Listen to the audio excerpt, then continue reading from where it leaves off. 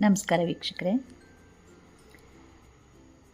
ಹುಲ್ಲಾಗು ಬೆಟ್ಟದಡಿ ಮನೆಗೆ ಮಲ್ಲಿಗೆಯಾಗು, ಕಲ್ಲಾಗು ಕಷ್ಟಗಳ ಮಳೆಯ ವಿಧಿ ಸುರಿಯೇ, ಬೆಲ್ಲ ಸಕ್ಕರೆಯಾಗು ದೀನ ದುರ್ಬಲರಿಂಗೆ, ಎಲ್ಲರೊಳಗೊಂದಾಗು ಮಂಕುತಿಮ್ಮ.